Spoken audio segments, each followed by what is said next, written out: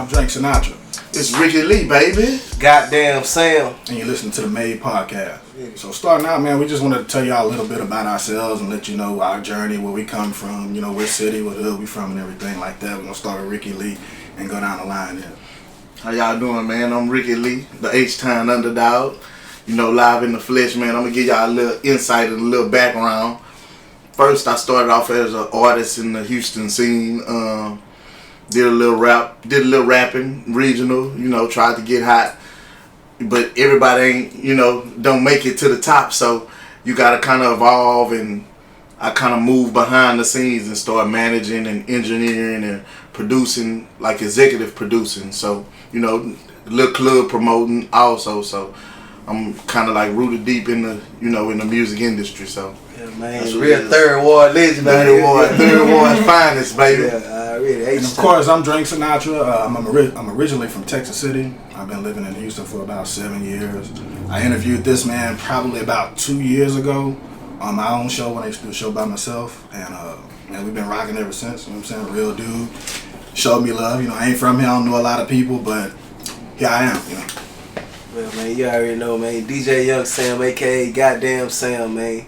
You know me, I first was an artist or whatever, then I evolved to managing artists, putting out some local talents or whatever, to being Slim Thug DJ, to doing videos from different artists all over the city, producing records, like pretty much the man of many talents or whatever. So yeah, H-Town's on, Goddamn Sam. What hood you from? You already know Trinity Gordon. The drop. Yeah. The drop. Shout out Money Making Boom, man. DJ Too Deep, the whole Trinity Gordon. Right. So let's get right to it, man. Reasonable Doubt turned 23 today. Wow. Classic album. You know what I'm saying? I want to ask you fellas, like, how that shit impacted y'all, like, or what you know about the story behind Reasonable Doubt that you could tell me. I ain't gonna lie, the crazy thing about that album there, it's like, I heard the music, ain't no nigga like the one I got that tape, so I heard the songs on the radio, but I really never paid attention until like, probably like these past 5 years of my life, I really did tapped into going back to the old Jay-Z shit and like that Reasonable Doubt, but I always listen to Can I Live? That was like one of my main favorite ones, but it's like now I go back and I jam that Imaginary Players. I ain't even know this song in my lifetime. But yeah, he got a lot of records on that money that I've been rocking with or whatever. So yeah, and there's a big story behind, you know, Reasonable Doubt. Ricky Lee, he kind of versed on it, so we're gonna let him tell y'all a little bit about, you know, the backstory behind Reasonable Doubt. Yeah, Reasonable Doubt has a amazing story. I think it's pivotal in Jay-Z making it, being a billionaire. You know, just that one album. It's a lot behind it. I read up on the story, and it kind of was the reason him and Dash and Biggs' relationship was over with. Right. Basically, Jay-Z took a corner office job with Def Jam. He took the job for like $700,000 a year, and everybody was like, "Damn, why he took that job for $700,000? You know, he makes so much money on his music and this and that and the third." Evidently, Def Jam had offered him a situation behind the, you know, after you know, do Def Jam for 2 or 3 years, we're gonna offer you something. And the thing they offered him was for him taking that $7,000 salary a year, $700,000 salary a year, was we're gonna give you that 50% of Def Jam, because y'all remember when Def Jam first came out, they always was going over to Russ and them. When Rockefeller first came out, they was going to Russ and them about 50% of Rockefeller, if y'all ain't know it or not. Yeah, so Def Jam owned 50% of Rockefeller. Jay-Z, Biggs, and Dash had 33 and a third. You know, they were all equal partners. At first, Jay-Z wasn't, but from the work and what he done for the label, they made him, you know, minority partner. You know, they were all equal partners. So with this deal that Def Jam offered him, hey, I'm gonna give you 50% of this label. Him and Dash relationship was already a little rocky, so he went to Dash and Biggs and was like, hey, they not knowing what Def Jam offered him, and said, hey man, I want the rights to Reasonable Doubt. And they was like, you want the rights to Reasonable Doubt? Please, man, get up out of here. Basically, they was trying to lip on him. They wanted him to stay a rapper forever, and he was trying to evolve, be a CEO, a mogul, boss. So he was like, yeah, I want the rights to Reasonable Doubt. And they wasn't with it, so he was like, okay, well, if you guys don't give me the rights to Reasonable Doubt, he was like, I'll give y'all the 50% of Def Jam, because that made him majority owner. So that's what happened. So they said first Dash was like, alright, but Biggs was like, you know, him being the street nigga, fuck it, hell nah, nigga, you ain't. So that's when he took Rockefeller, and Damon Dash had to start Damon Dash Music Group. Even the closing line split. Yeah, so that was this little power, but he gave him the opportunity to. So basically, he still don't own the rights to Reasonable Doubt. Dash and Biggs does. But I'm sure he got enough money. I think he gonna be able to buy it. But I see he just recently put out his releases on Apple Music, whatever. He allowed them to have all of them on there. Do you think the label approached Jay-Z with that deal because they knew it would drive a wedge in between Dash, and they was just trying to get Dash out the picture? Because you know he was rubbing a lot of motherfuckers the wrong way. We've seen the videos, him going in. I think that's what the industry. I know that's what they done. Yeah, that's how I feel. The thing about it, like. They usually don't like people that's a little bit too loud, right. too aggressive. And that scared them. They intimidate. Yeah, exactly. Yeah, so these are people that was raised in the suburbs. You know, they're not used to no hood nigga screaming on them or coming and jumping in their beat in their face. You know. Exactly. Yeah. So we did have the BET Awards, and y'all watched them all. Yeah, I watched a little bit of it. I watched like half of it. I don't know about y'all, but I felt like this award show by far was like the best performance wise. You know what I'm saying?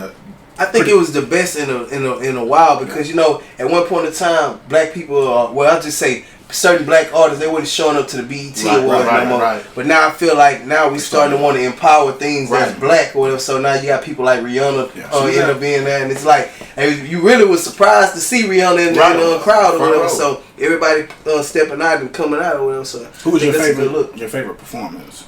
Mary J. Blige. Mary J. Blige. Mary J. Blige. Like when she started doing Real Love and started doing like all the shit off that album and the stuff from My Life, like yeah, she definitely raised the bar. And the thing about it, like you can kind of tell that she was kind of losing her voice, but she still held it down and was doing the dance moves and all that. She was a little tired. I seen her. Yeah. When Lil' Kim got out there.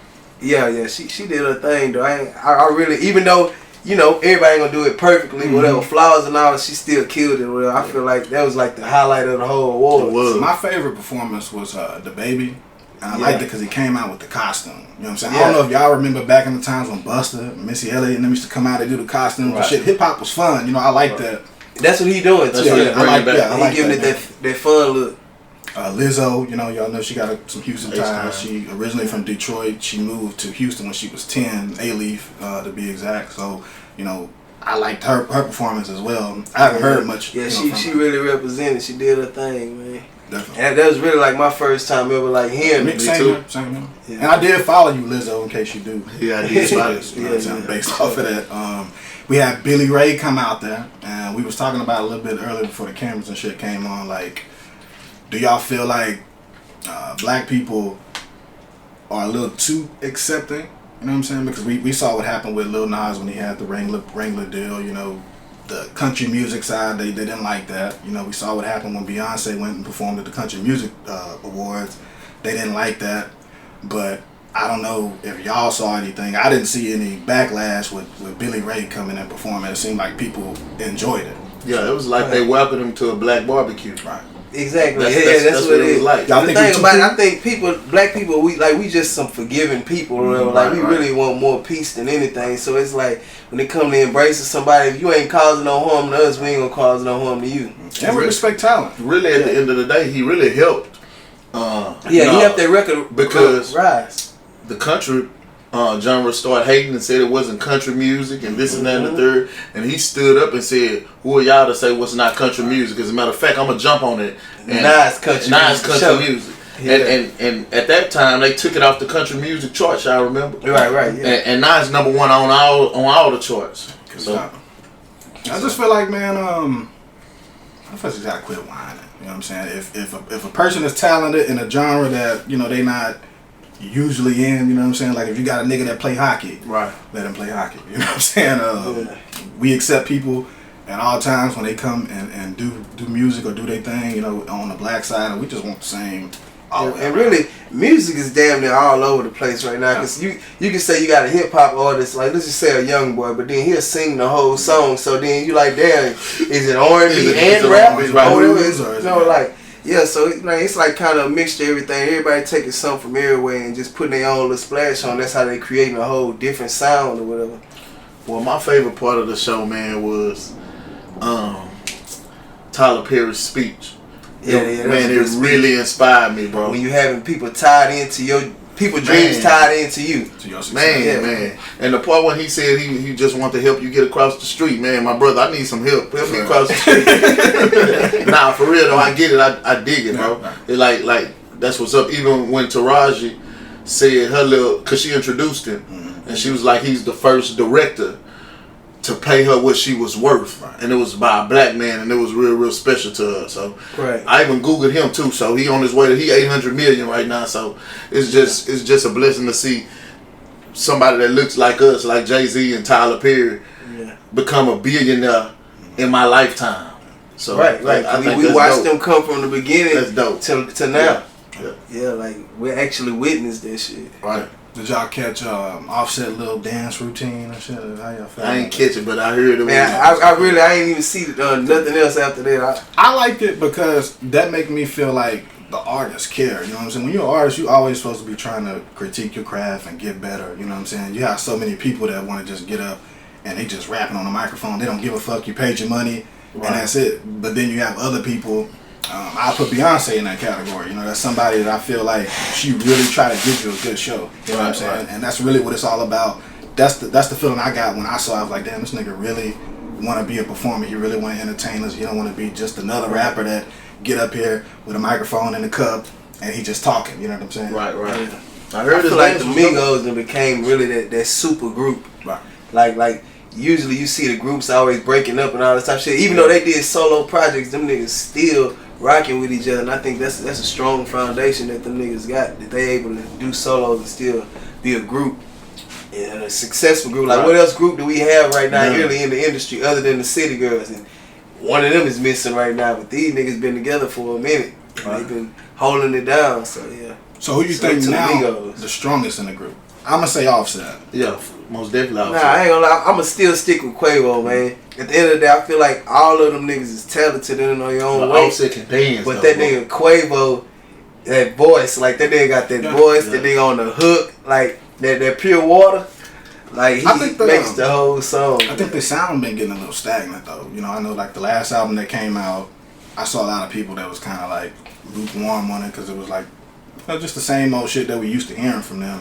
The crazy thing about it, I like that album. I feel like The Culture 2 is their best album they ever did. I feel like it was more musical. I feel like they stepped outside the box on the mixes or whatever. I feel like they did different shit. Or it sounded more of a musician putting this shit together, other than just being trap beats and niggas just rapping on hoes regular. Like I really feel like they took their time out on as far as the production and everything. Like it's like the best CD. And I ain't started jamming Migos until The Culture 1. I listened to like I DJ'd and played the songs like Hannah Montana and all that, Versace and all that, but I never really just jammed them until Culture 1 came out. And then when Culture 2 came out, I jammed the whole CD and I really became a Migos fan.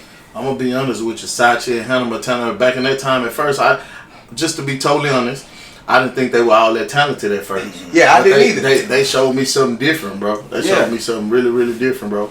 I'll give you a call. I give credit where credit is due. If I thought something wrong and you proved me different, man, hey, man, salute them fellas, man. But see, my thing about it be like, when it comes to certain records, it's like, it might not be for me to jam. I might not personally jam it in my car, but if it's something I feel like I can play, I'm going to play it in the club or whatever. Because everything that I play in the club don't make it to my car. Right. It's certain songs I only hear it in the car or whatever. And I probably never heard it I only hear it in the club and I probably never heard it in my car. Well, see, that mean you're a good DJ, because really when you DJing, you're not DJing for you. Right. You DJing for the crowd, for the people, you know. So that's cool. You give everybody their fair shot. Yeah, definitely. That's how you got to do.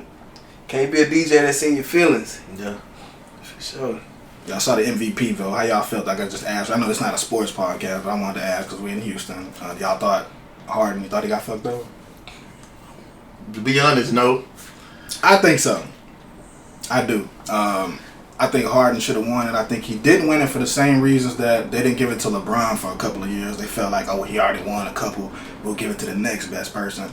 I felt like that's what happened with Giannis. I thought Harden was better. all year. You know what I'm saying? He had to do more. He had to carry the team more than Giannis. Giannis was they had the best record in the league. What you think? I don't know, man. I ain't really even watched You never sports. really- I ain't watched till the damn playoffs. I might be thinking with my feelings. I'm kind of upset because we, going on to the finals. And the thing about Houston, man, it's like we always get so close. Yeah. Like, Close when is we gonna see that clutch city back to back again? They Like, having some trouble. You know, they talking about getting rid of Chris Paul. They supposed to have some words, and you know. That would be cool, but ain't nobody gonna take that contract, man. Since you on sports, didn't something happen to Mr. Ball? Yeah, right. Okay, in case y'all, not up on it, but I'm pretty sure most of you have seen it already. LeVar Ball, he was on First Take, and Molly, she made a comment saying she wanted to switch gears, and LeVar Ball said, we can switch gears anytime. Long story short, that comment got taken as something sexual. Y'all know the era that we in, and he got banned from ESPN. Now, Can I say something about that? Go for it. Just like you said, the record labels don't like loud mouths and people that are obnoxious and cause problems. It's the same thing. It has nothing to do with sex. That was their way to get him out of there. They tired of him. He talked too much. And his son gone from LA. Yeah, and if he don't stop talking, he gonna get his son kicked out the NBA because it's very political. I just think we're in a dangerous time, man, when you have other people that's able to determine whether or not something is sexual. Like, something as simple as that. I didn't feel like the comment he made. It wasn't. The thing about it, though, too, it's like nowadays, people can't take jokes for nothing. Right. Like, you can't make a joke about anything. Like, comedians starting to have to Right. They said people like Kevin Hart be like, I'm not going to talk about these certain subjects or whatever. But it's like, when it's a joke, it should be fair game. You should be able to say what you want to say. Right. Facts. Yeah, it's just crazy. Yeah, I mean, really, being a celebrity or any person with some status right now is hard because you're dealing with so much shit. You always got to be on. You know what I'm saying? Even with us doing this show, we in front of this camera. Right. We got to make sure we ain't saying the wrong shit. Yeah. Nah, and they make you a role model. You could be saying, I ain't trying to be nobody's role model, but at the end of the day, you in the spotlight. It's somebody looking at you as an inspiration or whatever. Whether you out here doing some bunch of gangster shit, they just know that you made it out from where we done made it from as far as the struggle to where you successful in making it happen. And if you out here doing dumb shit, you likely to lead kids in the wrong way. Like, what y'all think about that as far as like the influence that the youngsters is putting out as far as to the kids, like the message? What y'all think about it? Ooh. Man, I really don't like the youngsters' message. I don't want my son listening to it right now. Yeah. I want to censor what he listen to because to me, all the youngsters talking about is shooting and sliding and killing. Right. So they're trying to extinct the black male. We already. Yeah, and I feel like they glorifying them to a certain point, putting them in the spotlight to where you got these young guys dying or whatever. Because just think about it, you could be a rapper that came from a robber. Like, how can you be a robber then turn into a rapper? But you had an anonymous job where you supposed to be under the radar, but now they put you in the spotlight, and then they wonder why niggas end up dead and shit like that. Millions of dollars. Right, give you millions of dollars, blow you up like that, or even just niggas just falling victim to going to jail and shit like that. Like, I feel like niggas gotta wisen up or whatever. Wake up for real when it comes to like rapping and trying to do crime. Like, you can't be a gangster and rap at the same time. You like, cannot rob and hit licks and rap and post where your show gonna be. The real look talking to you. You can't do that, bro. You can't do Allegedly. man. And that situation there crazy, man. It's like when your name gets so big, it's like you gotta move in a certain way because everybody know who you is, so you think you're going to be able to hop out anyway and do any kind of crime and somebody ain't going to sit at you and say, hey, that's such and such or whatever. Like, boys got to be smart about that shit. Like we talked about before, man, it's really when you go out and you got to have security. You know what I'm saying? You got to have the right people around you. I know it was a situation with Lil Baby where he was like, I don't know if he was at a show or he was out shopping. I'm not talking about the fight, which I know about that. Where his people beat some dude up into a coma or some shit. I heard a little. It was his friends, and to me, and he still got in trouble. That's just not having the right people around you. You need real security. You can't have your homeboys be your security because somebody gonna take it too far, and it's all gonna come back on you. You can't have no hotheads around you. Right. Like, really, your circle gotta be thinking. Every time they make moves, they gotta think like, damn, if I do this is gonna hurt my partner because know it's at stake. he bringing me up. So if I fuck him up, then shit, I come down. Yeah. And a lot of niggas don't have that mentality. Niggas be thinking straight off emotions right then and there. And that niggas that's quick to react, whatever. You don't need niggas like that around you. Right. I wanted to ask y'all about this situation. You know, like y'all saw the young dude ran up on 50 Cent. Mm-hmm. Right. Okay. Young Buck, like when you in the public eye, or you a radio personality or a TV personality or a rapper, when people run up on you and kind of like threaten you, but they filming, you can't get your natural reaction, or you can't think with instinct and hit them or do nothing to them, because that can cost you a whole bunch of money. You could be in court. Because I saw the young dude, it was kind of funny, run up on Young Buck. You Did know y'all see when he ran up on Young Buck and he asked him, hey, what's up? You don't mess with 50 Cent no more? And Young Buck was like, man, go on, bro. I want to be on camera. He talking about, don't you mess with Trinities? And see, that's what I want to talk about. And he really wanted to I ain't see that. Yeah, that's what he really wanted to hit it, but Yeah. I don't like that. That trolling, man. simple That fact trolling is that crazy. I don't give a fuck what no other nigga doing with his dick. You know what I'm saying? I don't care if you like transgender women, Right. if you fuck a man, that's you. That's your I'm not preference. running up on no man Right. and telling him, hey, you fuck trannies. I don't know if this is a derogatory term or not, but Yeah. I'm not gonna run up on nobody and say that because I don't give a fuck about that. Right, You know what I'm right. saying? No grown man But- should care about what another What man. another man, yeah. But Yeah. that's the youngsters. That's Yeah. the world we live in. They want numbers. They want to be popular. So they running up. They even willing to take an ass whooping or get drugged or knock out for numbers. Yeah, and Yeah. that's crazy. It's like niggas, like you say, niggas do anything for clout, Yeah. man, for real. Well, like y'all I found out want some about money for some the clout. clout pay scam on Facebook. The same thing go for clout. Clout don't get you no money. You know what I'm don't. saying? Clout get you some likes. It get you laughed at. Niggas are laughing at you, and Yeah, not with you. we forgot about you. Right, for real. You forget about them. I ain't gonna lie, I forgot who the baby that got in the fight with. Exactly. You don't remember no more. I don't even remember his He name. was clown.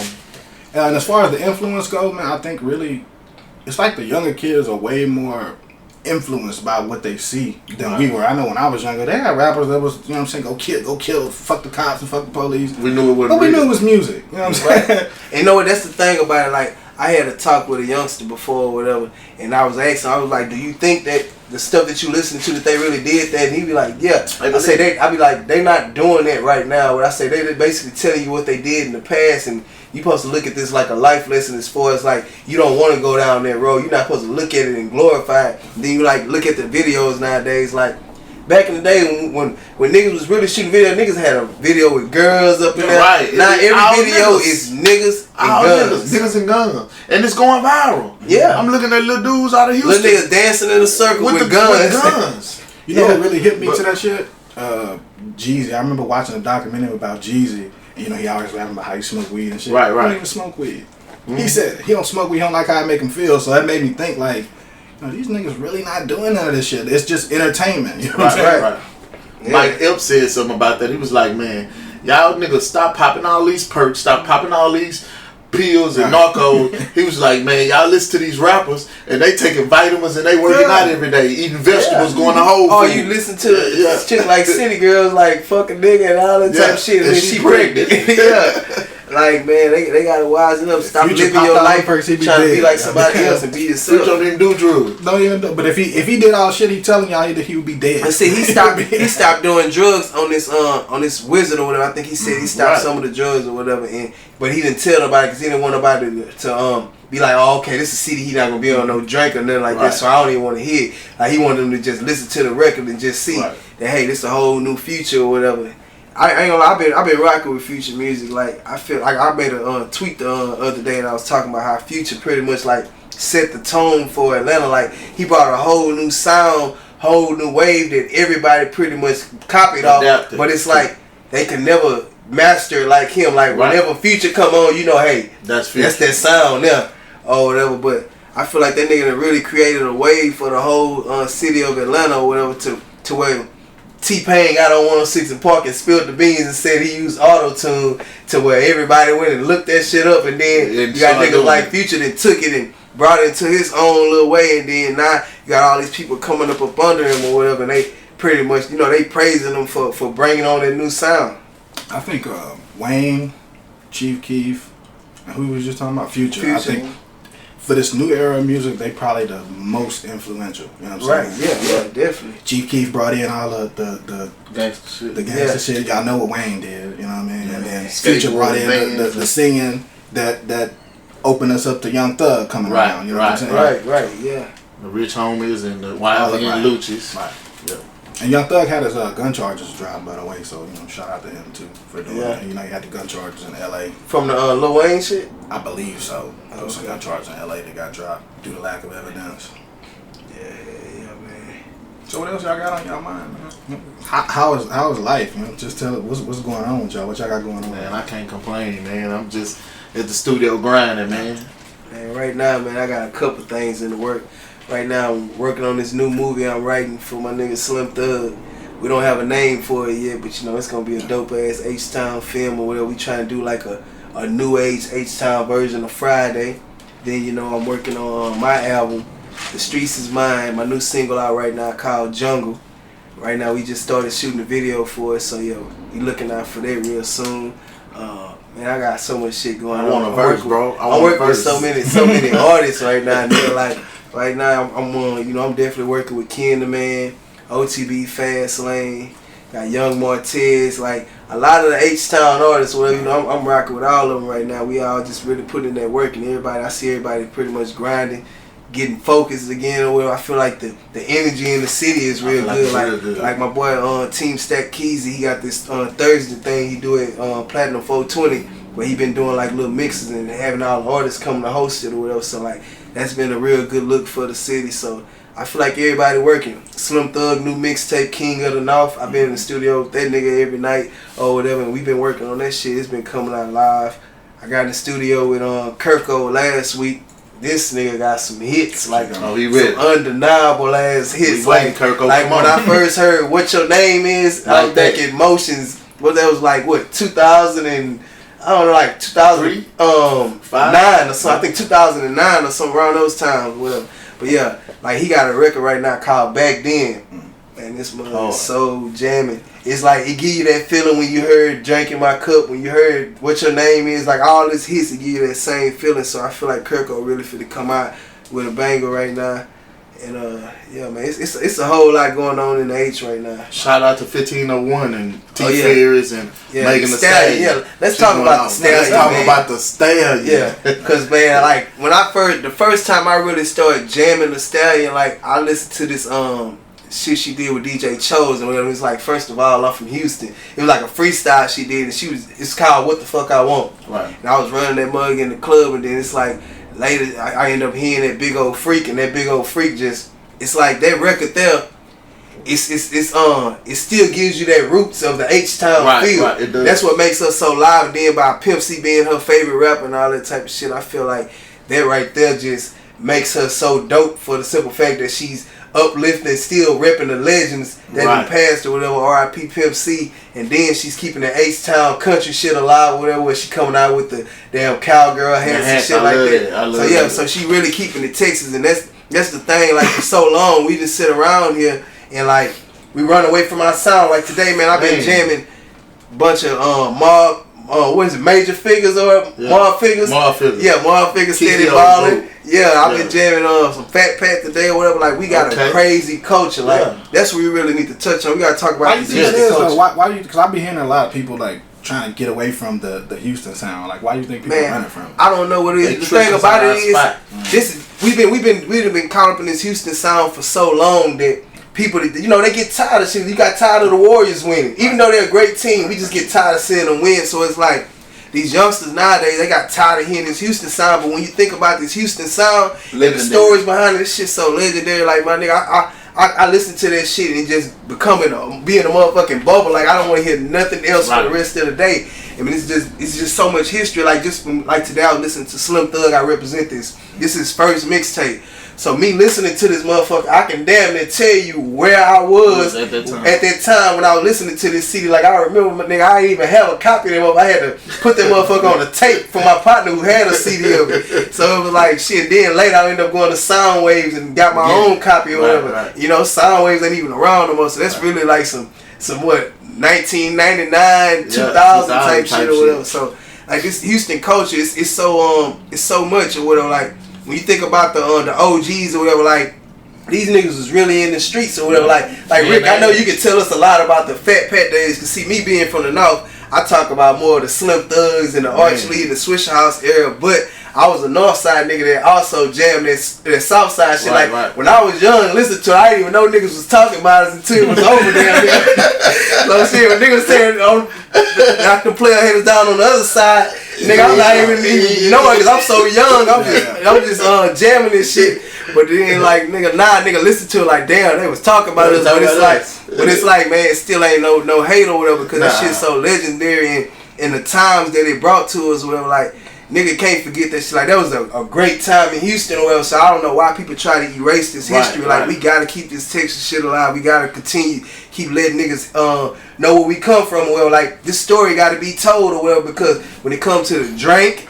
When it comes to the whole style and swag or whatever, everybody's still this whole dripping shit like that all come from right here. Well, man, this Texas shit is real and niggas been influenced by this Texas shit. When you look at a nigga like Lil Nas X doing some shit, riding on a tractor, lean all in my bladder, like come on, nigga, bro. that's damn near you could if you got Big Mo to say that shit. I ain't no Cowboys in Atlanta. He in Atlanta. Yeah, so. Like man, Houston got a whole lot of influence, so we just gotta continue embracing our sound and continue being ourselves because you'll see motherfuckers around here have these slow jam songs and they be chopped up and then you like, damn, that shit sound good with them doing it, but shit, nigga do it. It's our shit. We can do what we want to do because it's our shit, but we still around here running away. We running away from our own sound or whatever. Doing it. And when you look at somebody like Slim Thug or whatever, and I always bring him up as a great example because this is somebody who's he stayed true to his sound or whatever. Even though, he might change up his cadence every now and then, but he's kept it Texas. He kept it the same shit to where he got these same fans that's been fucking with him for years. So loyal it's fans.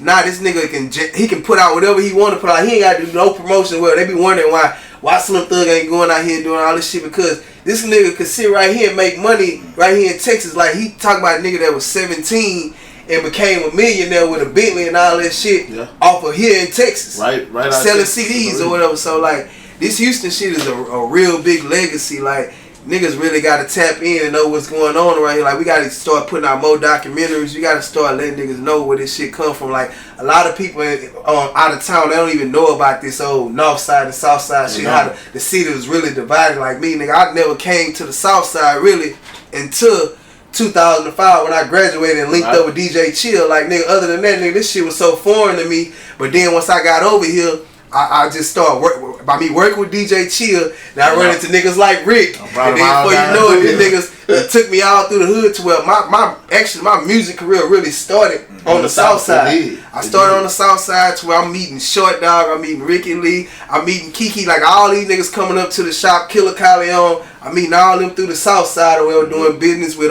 Showtime, Peter Road, Game Runners, like all boys from Aristocrat.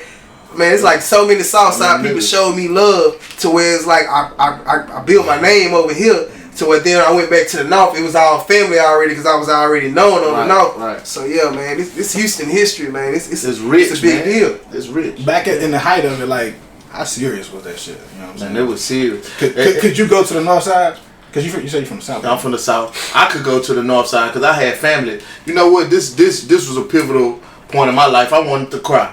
Because the north side and the south side, like I'm from 3rd Ward. 5th Ward right on the other side of downtown. Every weekend my grandma and my mom and them, we went to 5th Ward. And my granny and them played cards, gambled, danced, listened to blues. So I thought 5th Ward was on the south side. Mm-hmm. So me from 5 to probably 12 or 13, and I was with the man, fuck the north side, won't. When they told me 5th Ward was the north side, I was devastated. Yeah. I'm thinking 5th Ward was, only reason I knew they was north side because they had afros. Right. But man, it was deep, man, and I don't want to. I want to let y'all know it wasn't right because I feel like the city would be. I feel like that's what limited us. That right there, because on the south side we was with the shits and we thought we was too fly. And the north side was sticking together, putting their money together, putting their slabs together. I remember when Power and Chameleon first started coming out here. We used to give them hell. They used to have their jerseys on backwards like crisscross. And we used to be like, man, fuck them niggas. Let's run them out, won't. But they knew what they wanted. They knew that they were, destined for greatness, basically. They wasn't born the Plex. They wasn't born the beef. They was out here passing out 8-ball of them GCDs, trying to further their career. Well, we was on some hating stuff. I think the north side grabbed that first, like, hey man, how are we gonna leave Texas if we can't get along within the city? How are we gonna leave Houston if we can't get along within the city? So I feel like if we wouldn't have never had that beef, Houston would be like Atlanta right now. Houston would be like Atlanta right now. It just really like, I feel like now it started like, I want to say like 2-3 years ago, it really started being integrated to where you got the Junebug coming from the north, from the south, and he hanging with Fast Lane them and all that type of shit. Young Al over there, so it's like now everybody is working together and it's getting better. That's why the energy is so much better. What you think is responsible for that? I mean, you know, what was responsible for it is the ESG and Slim Thug. When they first did that Brazen Face song, that shit there just changed the whole. And that was in the early 2000s because I booked them. I was a baby. I was like 18, 19. I booked ESG and Slim Thug. That was my first concert. I feel I was like 18. I paid them $2,000, and it was right after the big beef. This was like 2000. So, and then you know when they did Dirty Third and they put Lil Mario in there, or whatever. D-Rec, he pretty much bridged the gap too. Like really, Rec Shop and Switch House played a big major part in that or whatever. And it's like, what's so crazy? I just hate that the whole fact that a nigga ain't really just get to meet DJ Screw or Screw and Watts ain't really just get to connect like they want, like they coulda or whatever. Like that would have been a real good look for the city or whatever. But it's like, I know in due time or whatever, like, you know, the artists now, for Kiki to go over there and sign with Swisha, I was like, at one point in time, I know niggas was kind of mad about him doing it. He even said it in his raps, but at the end of the day, it was like, man, we all H-Town, like, shit, we got to come together and make this shit work or whatever. And like, I feel like the South Side had the first wave of rappers when you first had the Fat Pat. All you heard was Fat Pat on the radio, Lil Kiki, Mr. 3-2, Lil O, all that. You heard all that, like they had their whole era or whatever, and they was dominating the Houston scene or whatever. To where, well, really the whole Texas, Louisiana, all that shit. But you can't forget, not to cut you off, you can't forget about old Brad, Scarface. Yeah, Scarface. Southsider. Yeah, but see, Rap-A-Lot was more neutral. Yeah, I feel like Rap-A-Lot was more neutral. Like, but you know, you had niggas on the south side or whatever, still a jammer, nigga that's probably from the north, or let's just say like street military. You had niggas from the north, but they were still getting listened to all over the city, right? Or whatever. But as far as like with the north, man, I forgot what the fuck I was talking about. That's what weed smoker do. And look, you don't feel bad. Hey, for real. All the time, that's the weed do for real. That's the drink you got over there. Give the fuck that's the weed. Right a mid-sentence, man. Oh, man. So, where y'all see the city going like in the next 2 years? Y'all think we'll be as strong as what Atlanta is? I hate to keep bringing them up because we don't fuck Atlanta. Fuck Atlanta, but we like y'all. But at the end of the day, man, Atlanta is they pretty much like they're a prime example of what black excellence damn near look like, because of the simple fact that they all just want to bring each other up. They like, man, this is my nigga from Atlanta. Shit, hell yeah. And they've been doing it 20 years, 25 years. Exactly. They just got that mentality. Gucci Man come in, okay, my little cousin want to rap. I'm finna bring him in or whatever. I'm gonna bring my little homie that used to be serving work. I'm gonna tell this nigga to stop serving work. I'm gonna tell this nigga to start rapping or whatever. So when it's like you look at niggas like Lil Baby. This nigga, when he first started rapping, you listen to his first interviews to now or whatever, and you see how he performed now from the beginning, you like, damn, this nigga really then turned into a real artist. And it's just like, it shows you that niggas will come in as a street nigga, but then the nigga shake that whole mentality like the Offset. You see the nigga dancing and all this shit. Like, nigga, you gotta really become an artist and a salesman and sell this shit. Maturity and growth, man. When you get that money, yeah, either you're gonna be on the left side, you're gonna be real ignorant and dumb with money, or you're gonna mature and grow and do things that you didn't do. Exactly. Look at 21 Savage. He another prime example. Like, he went from all these shoot 'em up, bang bang ass songs to where now this nigga coming out with this dope ass album or whatever. And he on some whole different other shit. Now wearing jury and all that type of shit. So it's like niggas is getting in this game and really wising up. And then you got the ones that's not wising up and they ended up back in jail and all this type of shit. So niggas gotta really step their game up or whatever and realize when motherfuckers giving you an opportunity to really make some money, like, you gotta really take advantage of this shit, because like at the end of the day, being black ain't shit given to us. So when they allow us in the door, you gotta take advantage of that shit. I got a question, man.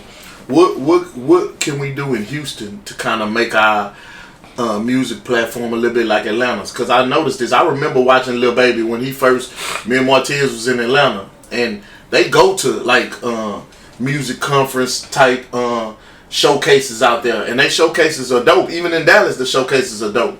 Down here, you do a showcase, nobody might not come. What do we gotta do? Be a room full of rappers. Yeah, and rappers, you rapping for your peers. What do we got to do to make people buy into it like they do in Atlanta? Like, I feel like with Houston rappers or whatever, they still on this. They like Houston is so slow behind the industry. Like niggas just not starting to do a joint project. But the thing about it, niggas like Slim Thug would be the one that made the move doing joint projects. But niggas ain't doing joint projects. Niggas ain't dropping projects enough. Like niggas in Houston still think they can drop one project a year and that's gonna be it. Or whatever. Or niggas ain't dropping the videos as consistent. Like it's a bunch of things that Houston is lacking or whatever. But then you can't really blame niggas because too it costs money to do this shit. Right. So if you ain't got no big homie putting you on or whatever, like you might be out of there. I think you said it earlier too. Documentaries, media coverage and shit like that. Because a lot of times you just don't know these niggas. You know what I'm saying? We don't know nothing about them, but you can go find out stuff about other people. You like, man, I like this nigga. Somebody in Atlanta, he got cameras in his face all the time. He got people interviewing him. And that's what we got to do too. We got to start creating our own industry. Right. Or whatever. For the simple fact, like let's just say we got to connect music or whatever. That's basically our version of Shade Room or whatever. Right. Then we got our podcast or whatever. Right. Then you got Donnie Houston who got a podcast, and I forget what's the comedian dude that I think his name Billy something. Billy Sorrell. Yeah, like he got a podcast or whatever, and just supporting. Yeah, like we need a lot more industry stuff going on because we just not getting into podcasting. We don't really have nothing like no motherfucking nothing else like Street Flavor. Or like Street Flavor still going, but people ain't really just tapping into it. Besides the people that's like locked up or whatever, like regular people ain't really just watching. So we need like those different little shows or whatever for us to be actually get the music out there. Like right now, we don't really have no media outlooks or whatever. Like, and it go both ways. I think for the rappers, y'all gotta fuck with the outlets. You know what I'm saying? Don't Hollywood the outlets that's here. Right. And then you go. I see. You in New York on a podcast. You know what I'm saying? Right. You can't fuck with that. Yeah. And that's definitely what it do. Like niggas gotta stop thinking the grass is green on the other side, or basically judging somebody off of what they see. Not knowing that this shit, let's just say shit, nigga be doing a podcast in the motherfucking trap house or whatever, but this bitch might be getting a bunch of views, but niggas will look at it like, cause it's in the trap house. Yeah, it's in the trap house. Like, nah, niggas gotta really just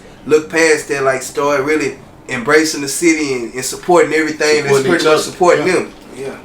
Cause we do this shit for y'all, so we do it for rappers. We trying to put y'all out there and give our input on what we see going on in the industry, but we gotta be done with rappers. You know what I'm saying? Rappers gotta agree to come sit down. And we ain't just talking about us, we're talking about everybody. Right. And not just rap, singers, R&B, poets, the whole arts, man. If you take pictures, if you draw, the whole arts, man.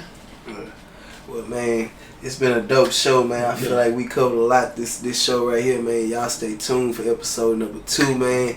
This right here is our first episode, man. We getting better and better as we progress or whatever. Y'all send us emails, give us comments, let us know what y'all want to see us step it up on or whatever. Who y'all want to see up on the show, man. We finna try to make this bigger and better. This is the Made Podcast. Goddamn Sam. Drink Sinatra. Ricky Lee, baby. We out.